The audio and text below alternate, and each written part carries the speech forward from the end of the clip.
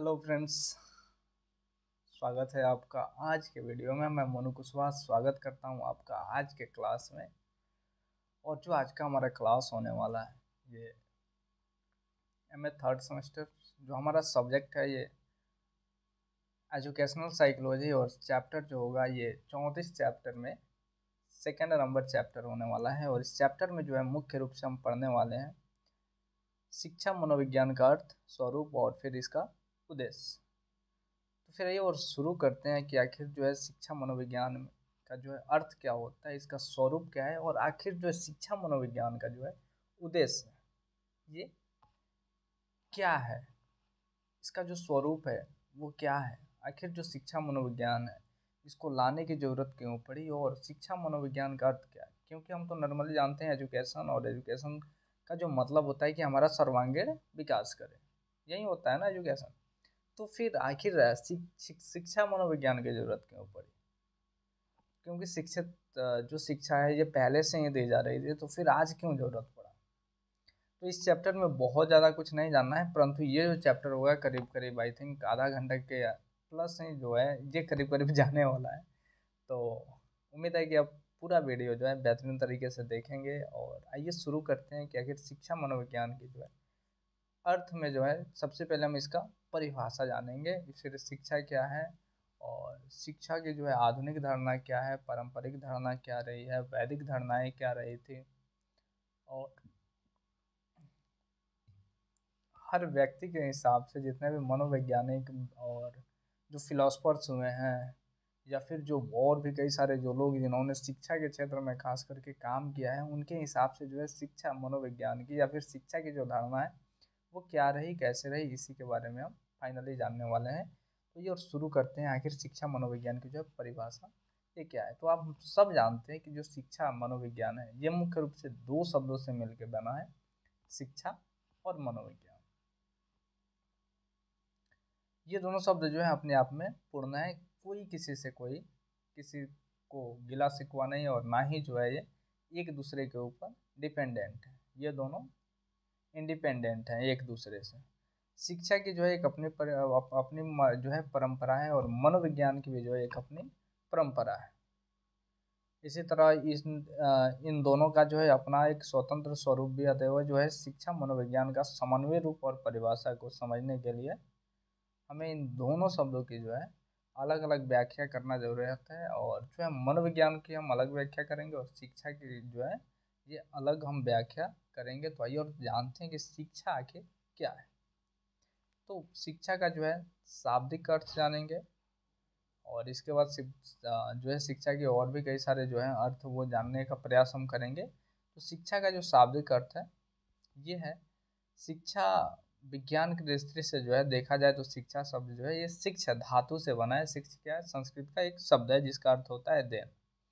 दूसरे शब्दों में ज्ञान के लेन देन की जो है प्रक्रिया को ही हम शिक्षा कहते हैं। प्राचीन काल में शिक्षा को इसी अर्थ में परिभाषित किया गया, ज्ञानी एवं अज्ञानी गुरु और शिष्य के बीच लेन देन की इसी सुव्यवस्था प्रक्रिया को शिक्षा माना गया। इस प्रकार प्राचीन काल में शिक्षा बाल केंद्रित न होकर ज्ञान केंद्रित थी। शिक्षा में जो है विद्यार्थी की शिक्षार्थी की जो है बुद्धि, आयु, अभिरुचि और व्यक्तिगत कारकों को जो है कोई महत्व नहीं दिया जाता था। उन्हें जो है जीवन जीने की जो है शैली सिखाई जाती थी। एक ही प्रकार की शिक्षा जो है ये सभी के लिए समुचित समझी जाती थी। आधुनिक काल में जो है यह शिक्षा की जो है परिभाषा ये अमान्य हो गई है। अब यह केवल जो है ज्ञान लेन देन की प्रक्रिया न रही, बल्कि जो है ऐसी प्रक्रिया बनी जिसके द्वारा बालकों का जो है सर्वांगीण विकास हो सके। तो शिक्षा के बारे में मैं पहले ही बताया था कि ये सर्वांगीण विकास करता है। और हमारे जो है शिक्षा का उद्देश्य भी जो है आई थिंक पहले मेरे चैनल पे कई सारे जो है वीडियोज होंगे जहाँ पे शिक्षा का उद्देश्य भी एक वीडियो होगा, तो जाके वहाँ पे सर्च करके देख सकते हैं। और आई थिंक मैंने ये कोई एक बहुत ही अच्छी पुस्तक थी, तो वहाँ से जो पढ़ने के बाद मुझे जो ज्ञान जो है अर्जित हुआ उसी के आधार पे मैंने जो है उस वीडियो को बनाया था कि शिक्षा का जो है अर्थ क्या होता है।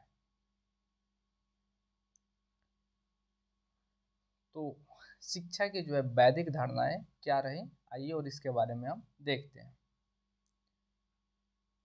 वेद और उपनिषद कालीन जो है शिक्षा ये पूर्ण रूप से धार्मिक थी।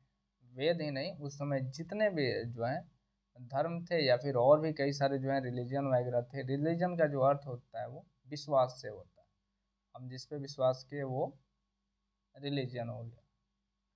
तो अतः जो है मुक्ति या फिर मोक्ष प्रदान करने वाली प्रक्रिया को ही शिक्षा कहा गया। सा विद्या या विभुक्ति वे, यानी भगवान शंकराचार्य ने कहा सा विद्या ब्रह्म शक्ति प्रदा। अतः शिक्षा वही है जो व्यक्ति को ब्रह्म की स्थिति में पहुंचा दे। आधुनिक युग में जो है शिक्षा का यह अर्थ भी परिवर्तित हो गया। आज शिक्षा का उद्देश्य बालकों की मनोवैज्ञानिक शक्तियों का जो है सर्वांगीण जो है विकास है, न कि जो है वो मोक्ष की जो है प्राप्ति है।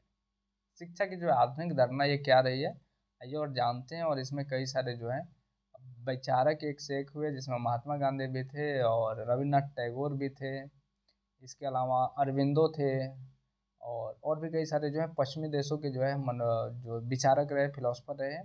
कार्ल मार्क्स वगैरह ने भी जो है शिक्षा का जो है अपने हिसाब से उन्होंने जो है इसको बताया, और भी कई सारे विचारक रहे। लेकिन आइए और शिक्षा की जो आधुनिक धारणा एक क्या है इसके बारे में हम जानते हैं।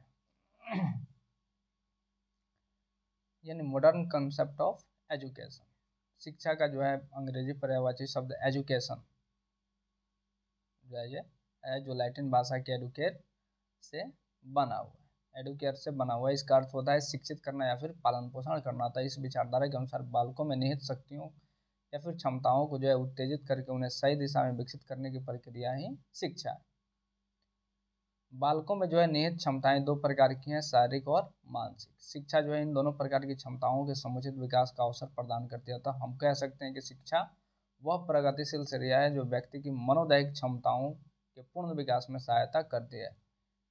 इस अर्थ में जो है पोस्टोलॉजी ने जो है शिक्षा की परिभाषा देते हुए कहा कि शिक्षा मनुष्य की समस्त क्षमताओं का जो है स्वाभाविक प्रगतिशील और विरोधीहीन विकास है।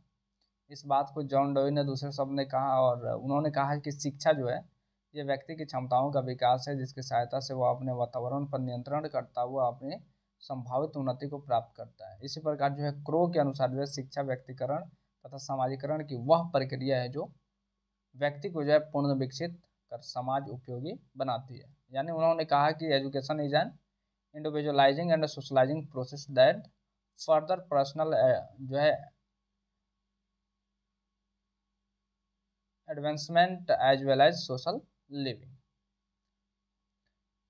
तो यहाँ पे हमने जो जितने जो है अभी तीन चार जो है हमने परिभाषाएं पढ़ी, इनको जो है पढ़ने के बाद जो है इनके विश्लेषण से हमें स्पष्ट हो जाता है कि शिक्षा जो है बालकों के सर्वांगीण एवं जो है स्वाभाविक विकास के लिए अनुकूल परिस्थिति उत्पन्न करने वाली प्रक्रिया है। सर्वांगीण विकास से तात्पर्य शारीरिक और मानसिक क्रियाओं के क्षमताओं के विकास से। लेकिन महात्मा गांधी जो है इन परिभाषाओं को समग्र नहीं माना। उन्होंने जो कहा है महात्मा गांधी ने, उन्होंने शिक्षा का व्यवहार बहुत है जो है व्यापक अर्थ में कहा है, और उन्होंने जो है उनके अनुसार जो है सर्वांगीण विकास का तात्पर्य केवल शारीरिक और मानसिक विकास से ही नहीं बल्कि जो है नैतिक विकास यानी मोरल डेवलपमेंट से भी है। अतः शिक्षा वह प्रक्रिया है जो बालकों को शारीरिक, मानसिक और नैतिक तीनों पहलुओं के स्वाभाविक विकास में सहायता करती है, ऐसा महात्मा गांधी ने कहा है। बापू ने कहा है, जो महात्मा गांधी थे, उन्होंने कहा है कि शिक्षा से जो है मेरा अभिप्राय बालक या व्यक्ति के अंत स्थिति जो है सुंदरम विभक्तियों का जो है सर्वांगीण विकास शारीरिक, मानसिक और नैतिक। इन परिभाषाओं से जो है विश्लेषण करने पर कुछ बातें जो हमें मिलती है। पहली जो है यह शिक्षा एक प्रक्रिया है जिसमें बालकों में निहित क्षमताओं का विकास होता है। दूसरा है कि शिक्षा का उद्देश्य जो है बालकों के सर्वांगीण विकास है। सर्वांगीण विकास का तात्पर्य है शारीरिक, मानसिक और नैतिक एवं आध्यात्मिक विकास। इस प्रकार जो है शिक्षा त्रिमुखी प्रक्रिया है, शारीरिक शिक्षा, मानसिक क्रिया और जो है ये आध्यात्मिक शिक्षा। शिक्षा का जो है उद्देश्य, शारीरिक शिक्षा का उद्देश्य जो है बालकों में शारीरिक क्षमताओं का विकास करके उन्हें शारीरिक रूप से स्वस्थ बनाना है। इसी तरह मानसिक और आध्यात्मिक शिक्षा का उद्देश्य क्रमशः मानसिक और आध्यात्मिक क्षमताओं को जो है पूर्ण रूप से विकसित करके बालकों को मानसिक रूप से स्वस्थ तथा नैतिक रूप से स्वस्थ बनाना है। अतएव जो है व्यक्तित्व के इन तीनों पहलुओं को जो है पूर्ण रूप से विकसित करने वाली प्रक्रिया ही क्या है, शिक्षा है। तीसरा नंबर क्या है जो है इसका विश्लेषण करने पे कि जो शिक्षा बालकों की समस्त क्षमताओं का स्वाभाविक प्रगतिशील विरोधहीन विकास है, और शिक्षा ऐसे अनुकूल वातावरण को उपस्थित करती है जहां बालकों की शारीरिक, मानसिक और नैतिक क्षमताओं का विकास विरोधहीन एवं पूर्ण रूप से संभव हो पाता है। इसके बाद है मनोविज्ञान क्या है। शिक्षा तो हमने जान लिया, अब शिक्षा मनोविज्ञान में शिक्षा को जाना, अब हम जानेंगे मनोविज्ञान आखिर क्या होता है। तो जिस प्रकार जो है शिक्षा की प्राचीन धारणा जो है प्रगति से परिवर्तित हो चली है, इसका व्यवहार जो है एक नए अर्थ में होने लगा है, और इसी प्रकार जो है मनोविज्ञान की प्राचीन जो परिभाषाएं परिवर्तित होकर और नई परिभाषाओं को जन्म दे रही है। मनोविज्ञान की जो है आधुनिक परिभाषा को समझने के लिए इन प्राचीन परिभाषाओं पर भी एक नज़र डालना जरूरी है, ताकि जो है आधुनिक को हम समझ सकें। तो मनोविज्ञान जो है ये मन या आत्मा का विज्ञान माना जाता था जो प्राचीन काल में था, और साइकोलॉजी साइंस ऑफ जो है सोशल और माइंड, सोल और माइंड। तो मनोविज्ञान जो है ये दो शब्दों के योग से बना है, मन और विज्ञान। इस प्रकार जो है मनोविज्ञान का शाब्दिक अर्थ हुआ मन का विज्ञान, इसे अंग्रेजी में साइकोलॉजी कहते हैं, और साइकी और लोगों से जो है बना हुआ है। साइकी का जो है अर्थ होता है आत्मा या मन, और लोगोज का जो है बातचीत। यानी इस प्रकार जो है साइकोलॉजी का अर्थ हुआ आत्मा या मन के संबंध में विचार करना। तो दार्शनिकों ने जो है शाब्दिक अर्थों को लेकर मनोविज्ञान को आत्मा या मन का अध्ययन करने वाला विज्ञान माना, लेकिन यह जो परिभाषा है अधिक दिन तक नहीं टिक सकी। इसका जो कारण है या जो है कि आत्मा इतना सूक्ष्म है कि इसे न तो देखा जा सकता है, न इसके विषय में कुछ प्रयोग किया जा सकता था। इस पर जो है इस प्रकार का जो प्रयोगात्मक अध्ययन नहीं किया जा सकता। मन जो है या आत्मा जो है दर्शन शास्त्र की जो है भले ही विषय वस्तु हो, परंतु मनोविज्ञान की विषय वस्तु नहीं हो सकती। दूसरा नंबर है मनोविज्ञान चेतन या फिर अनुभूति का विज्ञान है। तो आइए और देख लेते हैं कि चेतन और अनुभूति का विज्ञान भी जो है कितना दिन तक टिक सका। वुंट, जिनको है मनोविज्ञान का जनक माना जाता है, तो वुंट और टीचनर ने जो है चेतन अनुभूति को जो है मनोविज्ञान की विषय वस्तु माना, और अंतः निरीक्षण को जो है विधि के रूप में स्वीकार किया। वुंट ने जो है लिपजिंग में 1879 में मनोविज्ञान की पहली प्रयोगशाला खोली, और जो है उन्होंने अध्ययन किया। उन्होंने जो है उसने जो है मनोविज्ञान की परिभाषा दी कि मनोविज्ञान जो है चेतन अनुभूति का विज्ञान है। चेतन अनुभूति को ने जो है तत्कालिक अनुभूति कहा, और बताया कि इसका जो है अर्थ संवेदना, कल्पना, प्रतिमा, भाव और मानसिक क्रियाओं से आता। मनोविज्ञान को जो है व्यक्ति की तत्कालिक अनुभूति तथा संवेदना, कल्पना, प्रतिमा आदि जो है मानसिक क्रियाओं का अध्ययन करने वाला विज्ञान माना गया। उनके जो है शब्दों में मनोविज्ञान को उस अनुसंधान मनोविज्ञान को जो है उसका अनुसंधान करना है जिससे हम तत्कालिक अनुभव करते हैं, हमारी संवेदना, भाव, हमारे विचार और हमारी इच्छाएं। वुंट का अलग चला, फ्राइड का अलग चला, और जो फ्राइड के एक शिष्य थे उनका भी अलग चला। उनके बारे में भी थोड़ा सा हम आगे जानेंगे। वुंट द्वारा जो है दी गई मनोविज्ञान की परिभाषा को काफ़ी मान्यता मिली। कारण यह था कि इस परिभाषा से जो है मनोविज्ञान का स्वरूप जो है बहुत ही अंशों में स्पष्ट हो सका। व्यक्ति की संवेदना, कल्पना, भाव आदि जो है मानसिक क्रियाओं को जाना जा सकता है तथा जो है उनकी व्याख्या की जा सकती है, उन पर प्रयोग करना भी संभव है। लेकिन इन गुणों के होते हुए यह परिभाषा अधिक दिन तक नहीं टिक सकी, और वाटसन ने जो है इस परिभाषा की बहुत ही जोरदार आलोचना की, और उन्होंने जो है कुछ त्रुटियां जो है निकाली, और उन जो त्रुटियां आई और देख लेते हैं उन त्रुटियों को भी हम। पहली त्रुटि यह बताई कि अनुभूति जो है आत्मनिष्ठ वस्तु होती है और इसका अध्ययन बाह्य रूप से संभव नहीं है। व्यक्ति अपनी अनुभूतियों का जो है अध्ययन स्वयं कर सकता है, अतः ऐसे अध्ययन में इस बात की संभावना रहती है कि व्यक्ति सही बात को छिपाकर गलत बात बतला दे। दूसरा है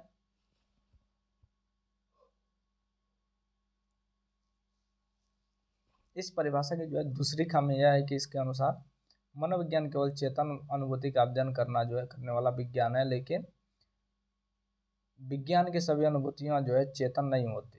उसका जो अधिकांश अनुभूतियां वो अचेतन होती है। अतः इस परिभाषा को सही मान लेने से भी मन के एक बड़े भाग का अध्ययन मनोविज्ञान के क्षेत्र से बाहर हो जाता है। तीसरा नंबर है कि इसका जो है दोष यह है कि इस परिभाषा को समुचित मान लेने पर पशु और बच्चे तथा जो है पागल का अध्ययन मनोविज्ञान की परिधि से बाहर हो जाता है। इसका कारण जो है कि पशु बच्चे और भाषा के अभाव में अपनी चेतन अनुभूतियों को जो है व्यक्त करने में असमर्थ है। इस तरह पागल अपनी भाषा विकृति के कारण अपने जो है अनुभवों को सही रूप से व्यक्त नहीं कर पाते हैं, और इस प्रकार की परिभाषा मनोविज्ञान के क्षेत्र को बहुत सीमित कर देती है।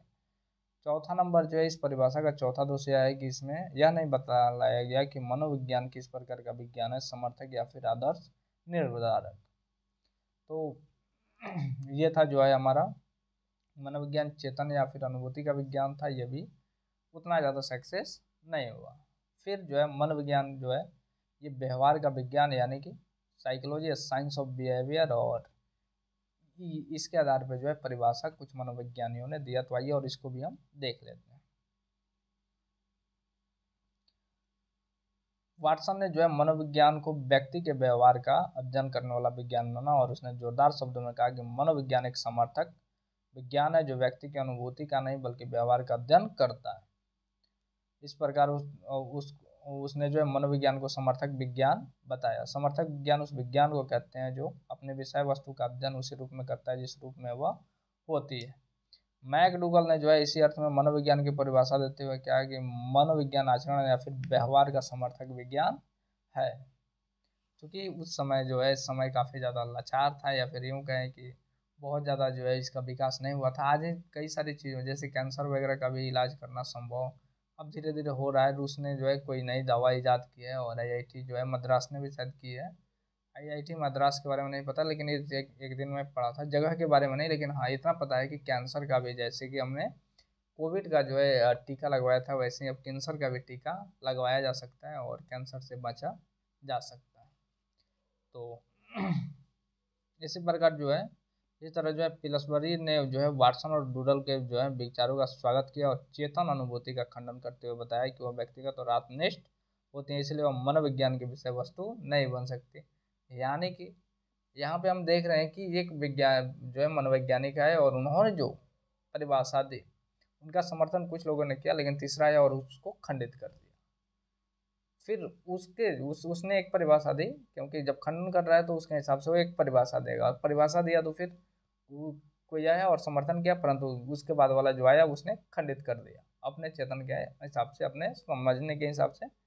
फिर उसके आगे भी ऐसे ही चलती जाएगी, और आज के समय में भी जो है मनोविज्ञान की जो परिभाषा ये पूर्ण रूप से नहीं है, आने वाले समय में और भी ये बेहतरीन हो जाएगी, ऐसा मेरा मानना है। पिलसबरी ने जो है व्यवहार को ही जो है ये मनोविज्ञान की विषय वस्तु माना, और स्पष्ट शब्दों में कहा कि मनोविज्ञान की सबसे अधिक संतोषप्रद व्यवहार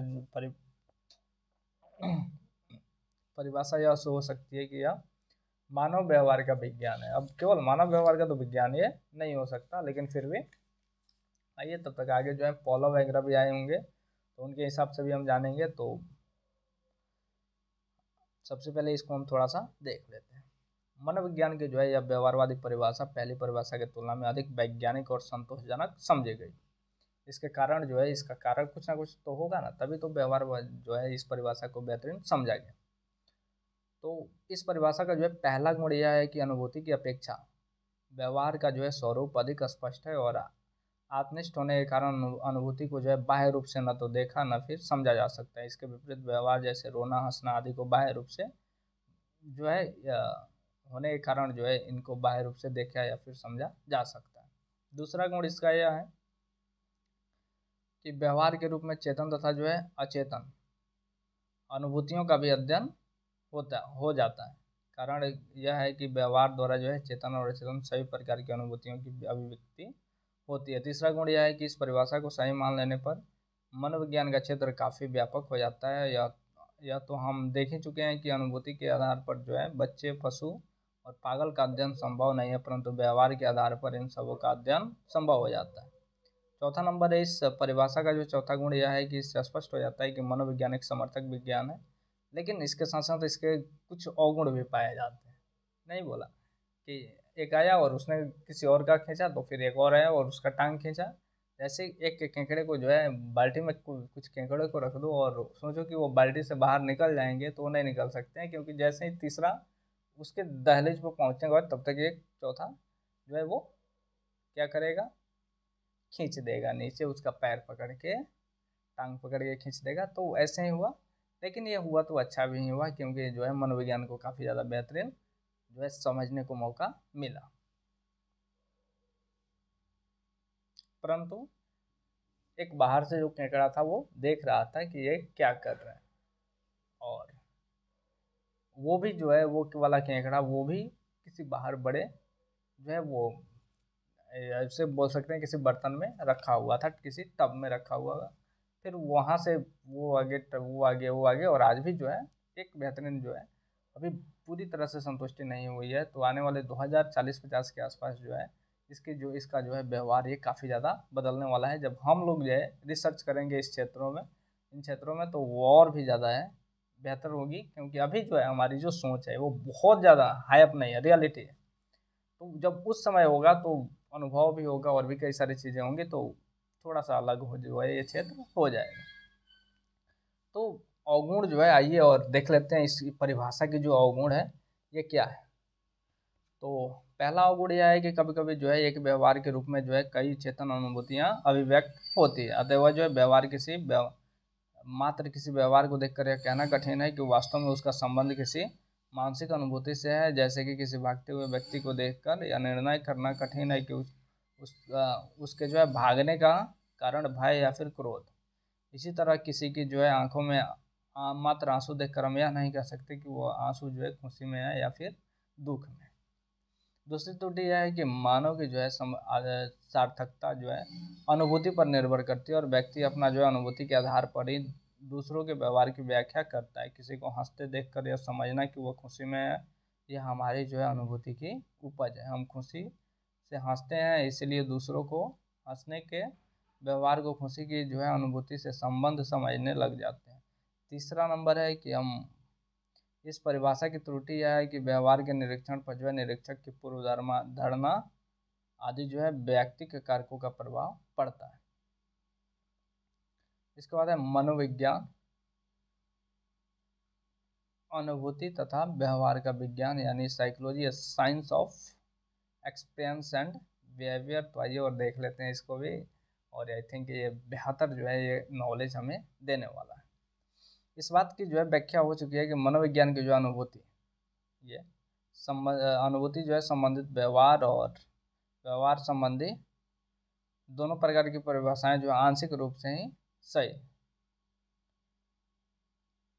इसका कारण न तो केवल जो है अनुभूति के अध्ययन से, न व्यवहार के अध्ययन से मानसिक स्थिति का जो है ठीक ठाक जानकारी हो पाती है। एक ही जो है मानसिक स्थिति के आंतरिक रूप से अनुभूति है और उसका जो है बाह्य रूप व्यवहार है। जैसे जो है सुख की मानसिक स्थिति बाह्य रूप से हंसना है जिसे व्यवहार कहते हैं, उसका जो है आंतरिक खुशी वो महसूस करता है जिसे अनुभूति कहते हैं। और इस प्रकार अनुभूति और व्यवहार में जो है अनुसराज जो है ये संभव है, यानी एक दूसरे के ऊपर जो है ये डिपेंडेबल संबंध है। अतः किसी मानसिक स्थिति की सही जानकारी के लिए उसके दोनों पहलू अर्थात जो है अनुभूति और व्यवहार के साथ साथ अध्ययन भी आवश्यक है। इसलिए आधुनिक मनोवैज्ञानिक इस बात से सहमत हैं कि मनोविज्ञान वह समर्थक विज्ञान है जो व्यक्ति की अनुभूति एवं व्यवहार दोनों का अध्ययन करता है।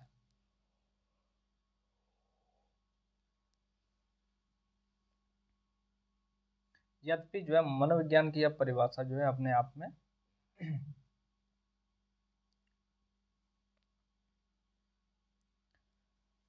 समग्र और संतोषप्रद है, फिर भी जो है वुडवर्थ आदि आधुनिक मनोवैज्ञानिकों ने इसे भी अधिक समग्र तथा जो है संतुलित बनाने की चेष्टा की, और उन्होंने अनुभूति और व्यवहार के लिए क्रिया शब्द का व्यवहार किया है। जैसे दौड़ना, हंसना, रोना आदि शारीरिक क्रियाओं को व्यवहार कहते हैं तथा दुख, सुख, दर्द आंशिक मानसिक क्रियाओं को जो है अनुभूति कहते हैं। अतः अनुभूति और व्यवहार की जगह क्रिया का उपयोग होना चाहिए। वास्तव में इन दोनों विचारों में कोई मौलिक भेद नहीं है, हम चाहें तो अनुभूति तथा व्यवहार कहें या क्रिया कहें, वस्तु स्थिति में कोई फर्क नहीं पड़ता है।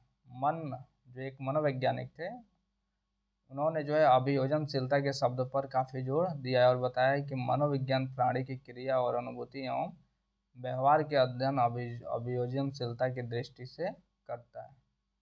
ये क्वेश्चन आ भी सकता है, थोड़ा सा ध्यान देने की जरूरत है। तो मनोविज्ञान की जो है आधुनिक परिभाषा क्या हो सकती है, करीब करीब 1990 के दशक के बाद जो बनी परिभाषाएं आइए और उनको हम देख लेते हैं। 70 के 80 के दशक के बाद भी जो बनी हुई परिभाषाएं हैं वो भी आधुनिक परिभाषा के बीच में, ये आज से 50 साल पहले करीब करीब हम ले सकते हैं, 70-75 के आसपास से, क्योंकि आज ये जो 25 चल रहा है, तो इस हिसाब से आप देख सकते हैं। पहला है समर्थक विज्ञान, लेकिन इससे पहले जो है आधुनिक मनोविज्ञानियों ने जो है इसकी जो परिभाषा दी है, उन्होंने इस प्रकार कहा है कि मनोविज्ञान एक समर्थक विज्ञान है जो प्राणी की क्रियाओं का अध्ययन उसके वातावरण के प्रति उसके अभियोजन की दृष्टि से करता है। तो मनोविज्ञान की जो आधुनिक परिभाषा है क्या हो सकती है? पहला है समर्थक विज्ञान। मनोविज्ञान जो है एक समर्थक विज्ञान है। मनोविज्ञान जो है ये विज्ञान इसलिए है क्योंकि जो है इसमें विज्ञान के होने के सभी लक्षण पाए जाते हैं। विज्ञान के जो है मुख्य 3 लक्षण है। पहला है आंकड़ों का संग्रह यानी संग्रह करना यानी कलेक्शन ऑफ डाटा। दूसरा है उनकी मात्रात्मक अध्ययन यानी क्वांटिटेटिव स्टडी। तीसरा नंबर है सामान्य नियम यानी जनरल लॉज की जो है स्थापना करना। दूसरे विज्ञानों की तरह जो है मनोविज्ञान भी प्रयोगात्मक विधि के द्वारा अपने विषय वस्तु का अध्ययन करके आंकड़ों का संग्रह करता है और उनका जो है मात्रात्मक विश्लेषण करता है और इसी आधार पर प्राप्त निष्कर्ष के द्वारा सामान्य नियमों को जो है स्थापित करता है। इस प्रकार प्रमाणित होता है कि मनोविज्ञान क्या एक विज्ञान है। अब देखना है कि मनोविज्ञान किस प्रकार का जो है विज्ञान है, तो आइए और उसको हम देख लेते हैं। मनोविज्ञान जो है ये 2 प्रकार का है। पहला है समर्थक और दूसरा है आदर्श निर्धारक। समर्थक मनोविज्ञान अपनी जो है ये अपने विषय वस्तु का जो है निष्पक्ष अध्ययन करता है, जो किसी जो है विषय वस्तु वो विषय घटना या फिर जिसमें जो होती है जिस रूप में वो होती है कोई विषय या फिर घटना, तो उसी रूप में जो है उसका अध्ययन करता है। इसके विपरीत जो है आदर्श निर्धारक जो है विज्ञान या किसी वस्तु या घटना का अध्ययन उस रूप में नहीं करता जिस रूप में वह है, बल्कि उसका जो है वो उस रूप में जो है अध्ययन करता है जिस रूप में उसको होना चाहिए। दूसरा नंबर है क्रिया। यहाँ जो है क्रिया का तात्पर्य शरीर तथा जो है मानसिक अभिव्यक्ति से जो है होता है। मानसिक अभिव्यक्ति को जो है अनुभूति या फिर जो है शारीरिक अभिव्यक्ति को व्यवहार कहते हैं। अनुभूति तथा जो है अवचेतन अनुभूति हम सब जानते हैं 3 प्रकार का है। पहला चेतन, दूसरा है अचेतन और तीसरा है अचेतन अनुभूति यानी अनकॉन्शियस एक्सपीरियंस। चेतन अनुभूति का तात्पर्य उन मानसिक स्थितियों से है जिनका तत्कालीन ज्ञान व्यक्ति को रहता है। और चेतन अनुभूति का अर्थ जो है उस अनुभव से है जिसका तत्कालिक ज्ञान जो है व्यक्ति को नहीं रहता है, परंतु साधारण प्रयास से उसका ज्ञान हो जाता है। और अचेतन का जो है वो न तो साधारण से ही हो पाता है और न ही तत्कालिक ज्ञान हो पाता है। तो अचेतन अनुभूति का इससे संबंध है। फ्रायड ने जो है वो गत्यात्मक और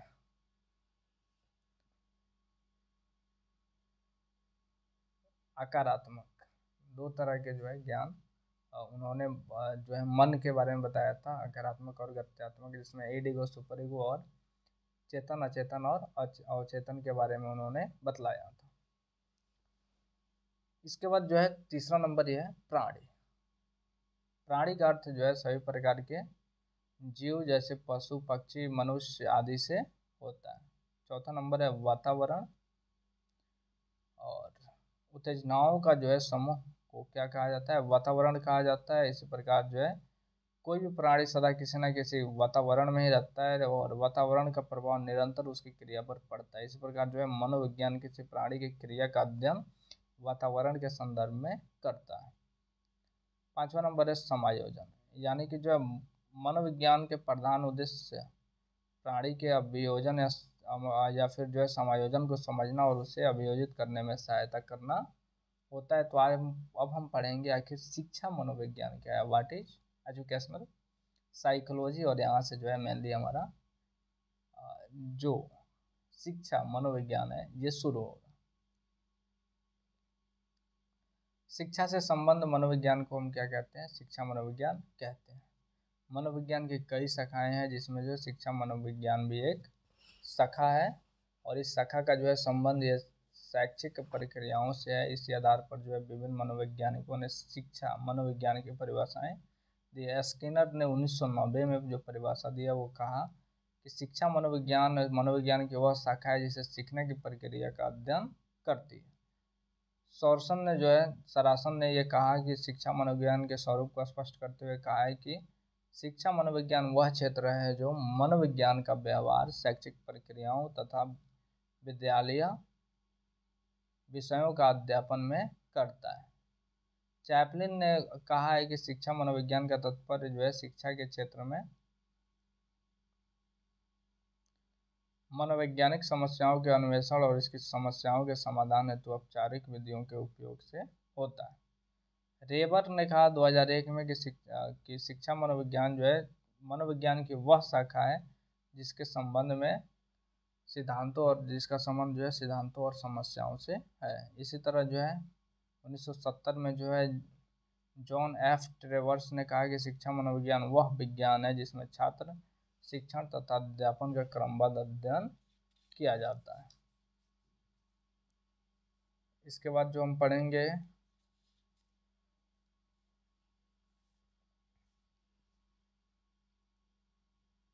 शिक्षा मनोविज्ञान का संबंध सीखने सिखाने जैसी प्रक्रिया से ही होता है। शिक्षा और साक्षरता को एक मानना भूल है। यह सही है कि साक्षरता शिक्षा का प्रमुख अंग है, परंतु सब कुछ नहीं। तो गांधी जी ने कहा है कि साक्षरता शिक्षा का न तो प्रारंभ है न ही अंत। यह मात्र एक साधन है जिसके द्वारा स्त्री पुरुष शिक्षित किए जा सकते हैं। तो शिक्षा मनोविज्ञान का आखिर स्वरूप क्या है, आइए और जानते हैं हम कि शिक्षा मनोविज्ञान का स्वरूप ये होता क्या है। तो शिक्षा मनोविज्ञान एक व्यवहार परक विज्ञान है। तो आखिर ये व्यवहार परक विज्ञान कैसे है, इसी के बारे में हम जानने वाले हैं। तो आइए और शुरू करते हैं। मनोविज्ञान के दो मुख्य प्रकार हैं। पहला है सैद्धांतिक मनोविज्ञान, दूसरा है व्यवहारिक मनोविज्ञान। तो सैद्धांतिक मनोविज्ञान का अर्थ मनोविज्ञान की उस शाखा से जो व्यक्ति और जीवों के अनुभव एवं व्यवहार का अध्ययन करके सामान्य नियमों का निर्माण करता है। सामान्य मनोविज्ञान, असामान्य मनोविज्ञान और बाल मनोविज्ञान आदि की गणना ये इसी में होती है। यानी जनरल साइकोलॉजी, अबनॉर्मल साइकोलॉजी और चाइल्ड साइकोलॉजी इसी में होती है। जबकि व्यवहारिक मनोविज्ञान उस शाखा को कहते हैं जो सैद्धांतिक मनोविज्ञान के द्वारा बनाए गए नियमों के उपयोग और जीवन के विभिन्न क्षेत्रों में व्यवहारिक सफलता और उपयोगिता के लिए करती है। शिक्षा मनोविज्ञान, औद्योगिक मनोविज्ञान आदि की गणना इसी शाखा के अंतर्गत होती है। तो जो हम एजुकेशनल पढ़ रहे हैं ये हमारा अप्लाइड साइकोलॉजी है।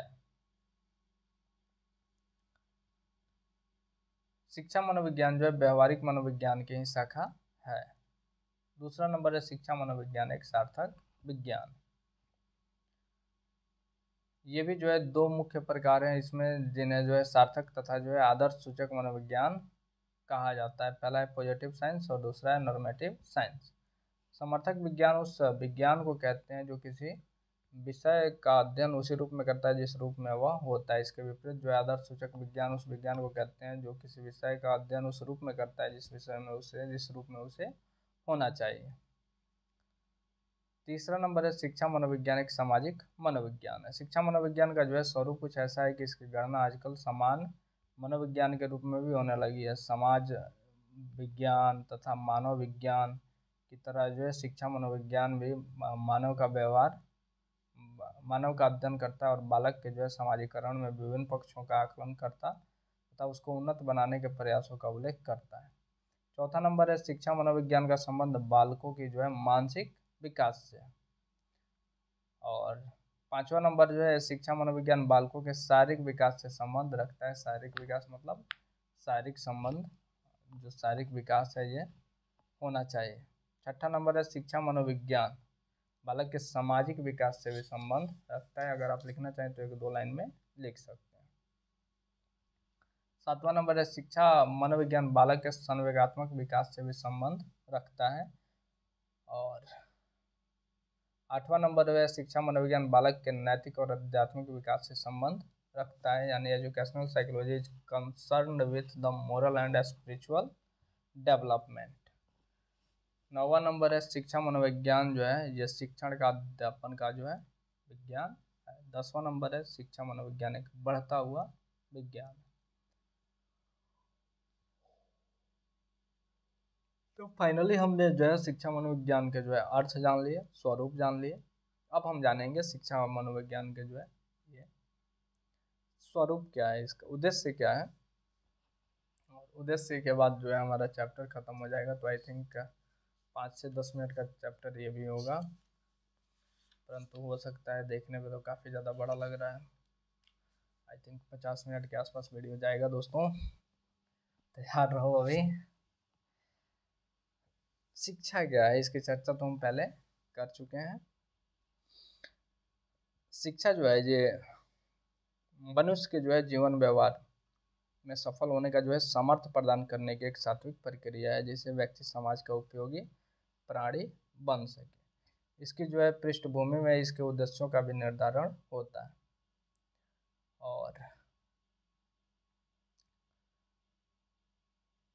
प्राचीन जो है भारतीय दर्शन में जो है भारतीय जीवन के अनुसार जो है धर्म, काम और मोक्ष जो है ये सफल जीवन के जो है 4 चरण जो है निर्धारित हुए थे, जिसमें जो है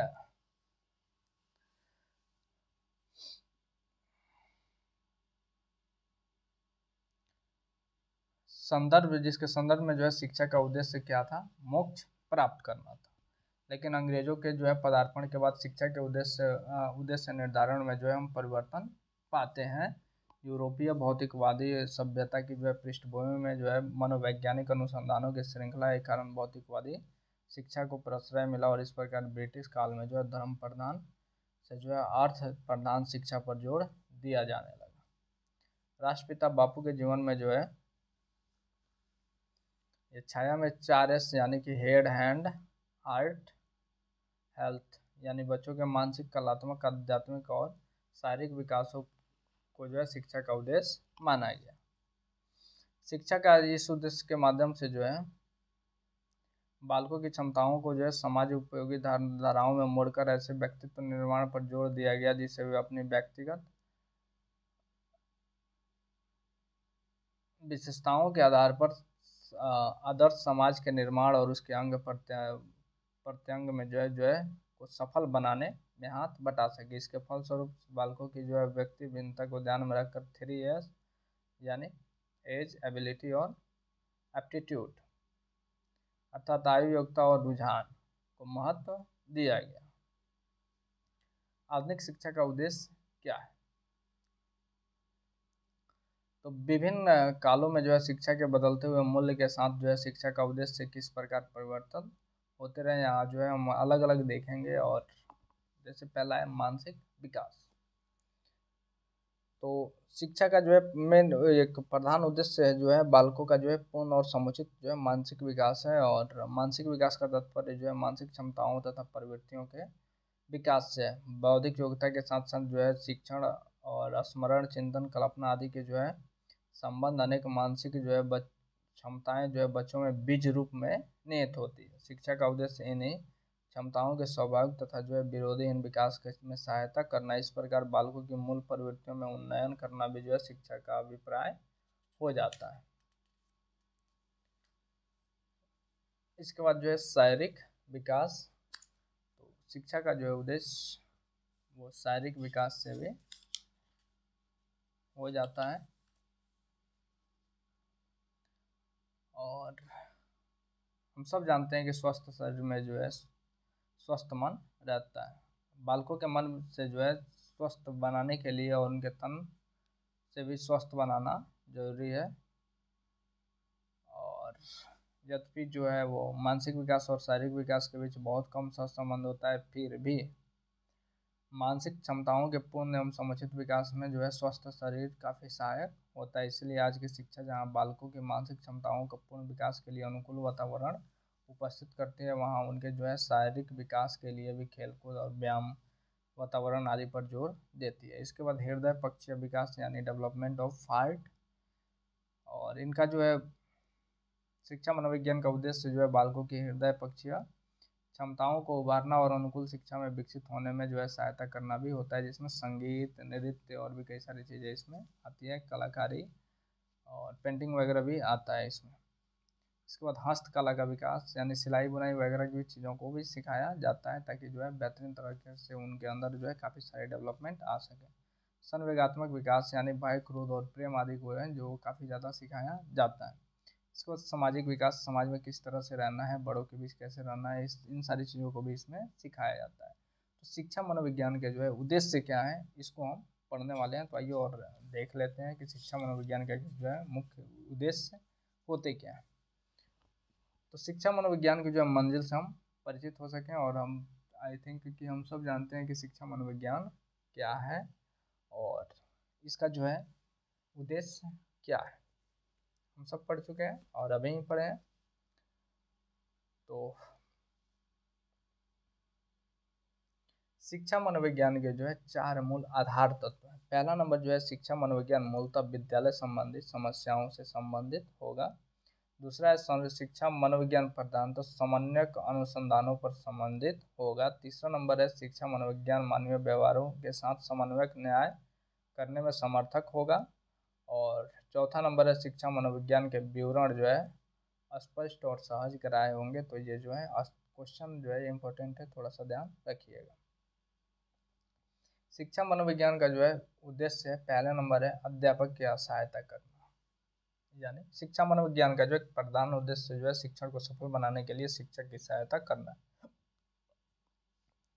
फॉर्मल एजुकेशन यानी जो है औपचारिक शिक्षा का जो है सीधा संबंध विद्यालय से है, जिसका जो है संचालन का दायित्व तो शिक्षक के ऊपर है। बाल केंद्रित शिक्षा की जो है चेतनशील गाड़ी का चालक जो है शिक्षक ही है। किसी भी गाड़ी का चालक तब तक जो है कुशल चालक नहीं कहा जा सकता जब तक वह उस गाड़ी के कल पुर्जों के जो है संगठन तथा उसकी गड़बड़ी को दूर करने के उपायों से वह अवगत ना हो। इसी तरह जो है कोई भी शिक्षक तब तक सफल शिक्षक नहीं कहा जा सकता जब तक कि वह अपने विद्यार्थी की जो है मानसिक योग्यता, अभिरुचि, मनोवृत्ति तथा उसकी जो है व्यक्तिगत कमजोरियों से अवगत ना हो। गाड़ी की इंजन तो जड़ है, परंतु विद्यालय की इंजन क्या है, वो चेतन है। तो शिक्षक संबंधी जो है मनोविज्ञान शिक्षा के कुछ उद्देश्य हैं और ये उन उद्देश्यों को हम देख लेते हैं। पहला नंबर है, शिक्षक को है बालकों की मानसिक योग्यताओं को समझने और उसके अनुसार जो है शिक्षा की व्यवस्था में जो है सहायता प्रदान करना चाहिए। दूसरा है, शिक्षक को जो है बालक की अभिरुचि और मनोवृत्ति की जानकारी दिलाना और अनुकूल शिक्षा की जो है व्यवस्था में मदद करना, यह भी होना चाहिए।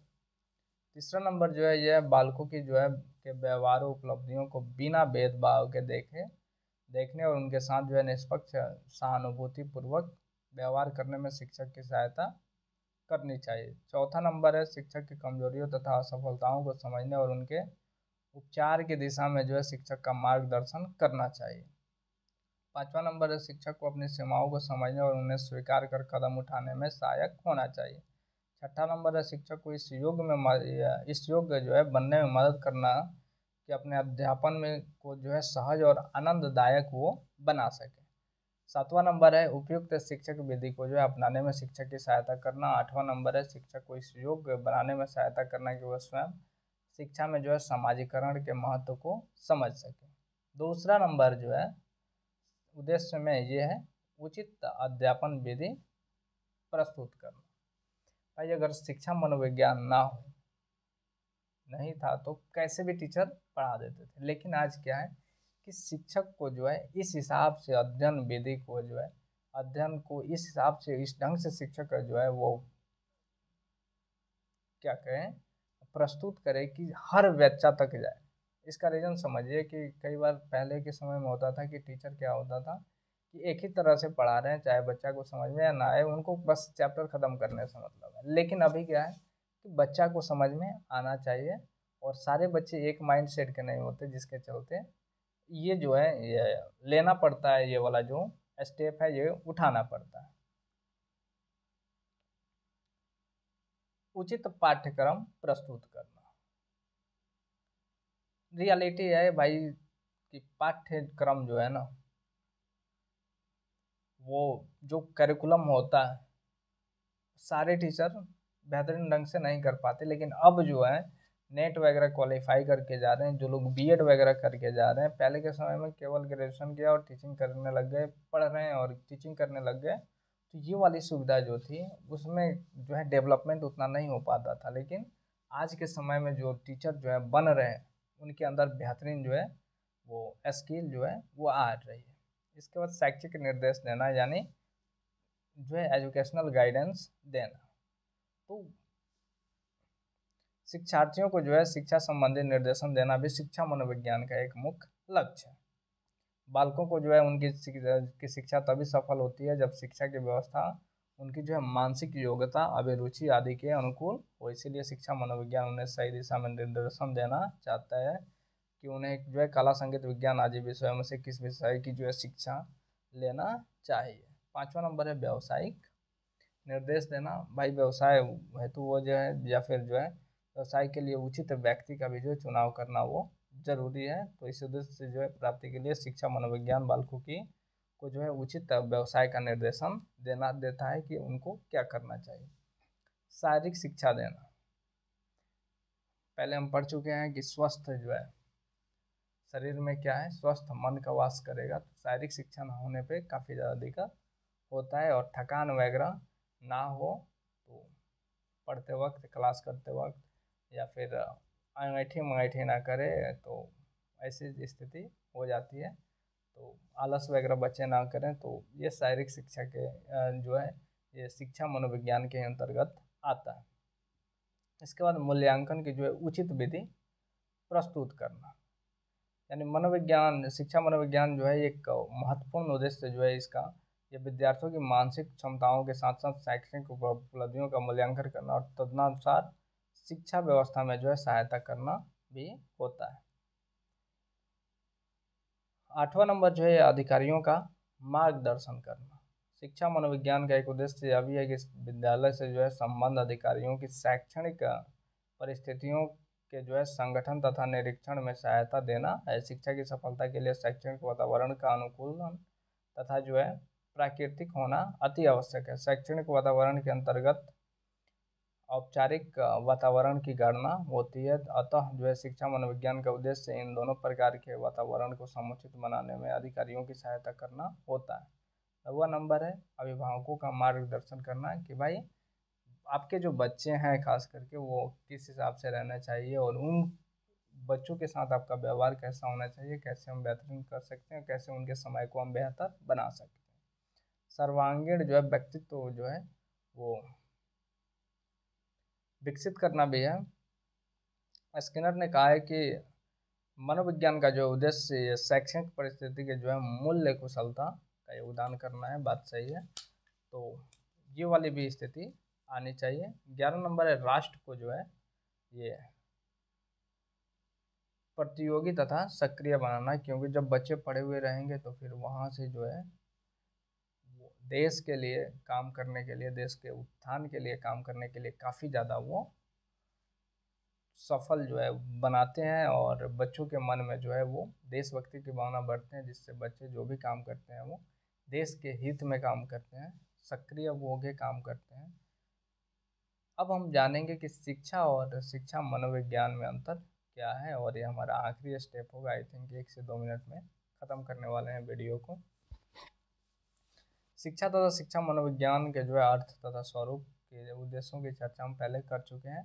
तो सबसे पहले हम इसमें केवल अंतर को हम देख लेते हैं। पहला अंतर है शिक्षा तथा मनोविज्ञान के पहला अर्थ जो है दोनों भिन्न भिन्न संप्रदाय हैं। शिक्षा का अर्थ जो है प्रगतिशील प्रक्रिया यानी प्रोग्रेसिव प्रोसेस है जो किसी व्यक्ति की मनोदैहिक क्षमताओं के विकास में सहायता करती है, जबकि शिक्षा मनोविज्ञान एक व्यवहार परक विज्ञान है जो व्यक्ति की मनोदैहिक क्षमताओं के समुचित विकास के लिए अनुकूल शैक्षिक व्यवस्था का सुझाव तथा मार्गदर्शन देता है। दूसरा नंबर कहता है कि शिक्षा का परम उद्देश्य जो है व्यक्ति के सर्वांगीण विकास से, और इसका तात्पर्य व्यक्ति के शारीरिक, मानसिक, संवेदिक, क्रियात्मक, सामाजिक, संवेगात्मक और भौतिक तथा आध्यात्मिक जो आदि विकासों से होता है। दूसरी ओर शिक्षा मनोविज्ञान का उद्देश्य जो है व्यक्ति के जो है सर्वांगीण विकास के लिए मार्गदर्शन करना तथा उपयुक्त वातावरण का सुझाव देना होता है।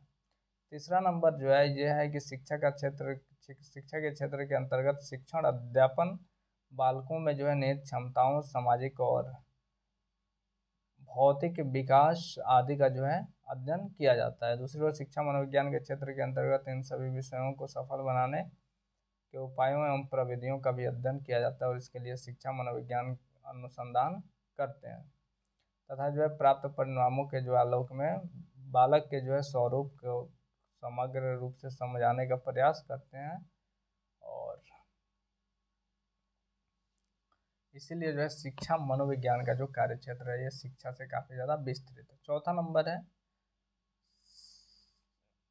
शिक्षा का स्वरूप जो है ये अधिक सैद्धांतिक है जबकि शिक्षा मनोविज्ञान का स्वरूप अधिक व्यवहारिक है। पांचवा नंबर है शिक्षा का जो स्वरूप है ये निष्क्रिय होता है जबकि शिक्षा मनोविज्ञान का स्वरूप जो है ये सक्रिय होता है। शिक्षा वस्तुतः निष्क्रिय रूप से जो व्यक्ति के सर्वांगीण विकास की कामना करता है किंतु शिक्षा मनोविज्ञान सक्रिय रूप से नए नए अनुसंधान करता है, नई नई विधियों को विकसित करता है और नए नए सिद्धांतों तथा नियमों की खोज करता है। इसके आलोक में जो है सर्वांगीण विकास को संभव बना देता है। छठा नंबर है शिक्षा तथा जो है शिक्षा मनोविज्ञान की जो मंजिल जो है ये एक ही है और व्यक्ति का जो है सर्वांगीण विकास इस अर्थ में शिक्षा तथा शिक्षा मनोविज्ञान दोनों साधन में है और सर्वांगीण विकास जो है साध्य है फिर भी जो है दोनों में अंतर है और शिक्षा जो है उसी लक्ष्य को निर्धारित करती है जबकि शिक्षा मनोविज्ञान उस लक्ष्य को प्राप्त करने में सक्रिय रूप से सहयोग करता है और इसकी प्राप्ति को जो है संभव बना सकता है। तो दोस्तों ये था आज का हमारा वीडियो जिसमें शिक्षा मनोविज्ञान के अर्थ स्वरूप और उद्देश्य को हमने जाना। तो उम्मीद है आपको समझ में जरूर आएगा और आया होगा और फिर इसके बाद जो है हम नेक्स्ट जो चैप्टर जो लेके आएंगे यस चैप्टर नंबर 3 होगा जो शिक्षा मनोविज्ञान के क्षेत्र समस्याओं और उपयोगिता होगा। तो 34 चैप्टर में 2 चैप्टर तो हमने 2 दिन में कवर कर लिया। उम्मीद है कि बहुत जल्द ही जो है सारे चैप्टर को हम लोग कवर कर लेंगे और आई थिंक कि नेक्स्ट बुक भी जो बहुत जल्दी लेके आने वाले हैं जिसमें जो है मेन रूप से 6 सब्जेक्ट हैं लेकिन हम 5 पढ़ेंगे जिसमें शिक्षा मनोविज्ञान हम पढ़ रहे हैं यानी एजुकेशनल साइकोलॉजी पढ़ रहे हैं।